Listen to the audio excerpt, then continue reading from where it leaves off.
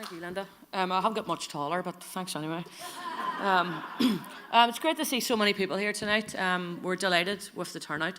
I hope you're all paying subs, because we could spend more money. That's great. I found it really difficult to write something to say for this evening, because when I started thinking about the issues affecting women, it's just so much. There is just so much to talk about. And I wrote everything down and had about 10 pages and thought, well, Linda will kill me. So this is a highly abridged version. But as a starting point, I started to think about where are we? Where are we as a women's movement? Where are we as a labour movement? Where are we as the left? So that's where I started. And I thought, we're standing here 100 days after the October Revolution in Russia.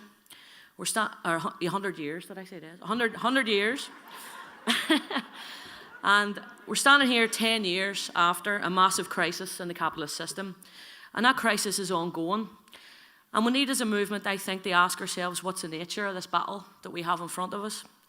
We're facing a neoliberal ideology, one which was developed by capitalism to overcome its own crisis in the 70s and 80s. And we must consider how it is now responding to this most recent crisis. And firstly, as we can see, it's responded through war. We now have war going on right across the globe with the death and dislocation of millions of people and families. Neoliberalism has also exacerbated the environmental degradation of the planet to the point where we're facing an acute ecological crisis that may well happen within many of our lifetimes. We're going to see massive environmental destruction in our lifetimes. Neoliberalism has also targeted our systems of welfare, pensions, health services, and all the other things that Patricia was talking about. And it's done that through privatisation and underfunding. And I think most of the people here who are involved in the trade union movement are aware of how that's being done on a daily basis.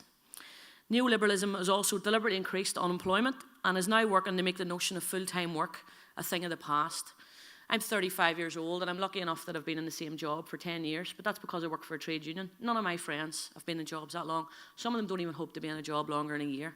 And it's so difficult for people now. There's such a rise in incredible numbers of people we're now calling the working poor, people who are underpaid or underemployed or both.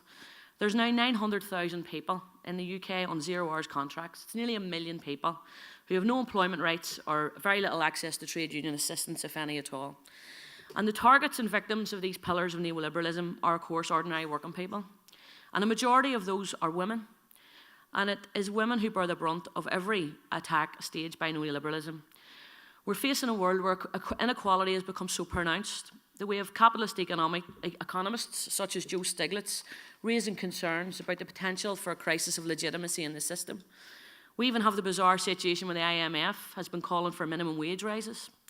And it's a recognition by them that their own system is precarious because of the serious nature of inequality that is just now out of control. So then we'll have to ask ourselves as a movement, who do we turn to in response for what we face for a response? What has been the response, for instance, of social democracy? And it's hard to say it, but I think that as an ideology, social democracy has really responded by embracing neoliberalism. They've redefined the middle ground and the centre-left and have attempted to take the question of class out of the equation for the issues facing ordinary people. Progressive politics has been redefined as equality campaigns or identity politics and is framed in a way to remove it from notions of class and class solidarity. When issues of women's equality is discussed in the mainstream, it is presented as a superficial head count. How many women CEOs do we have? How many women judges do we have? How many female leaders of political parties do we have? As if Margaret Thatcher and Theresa May represent any advance for working women at all.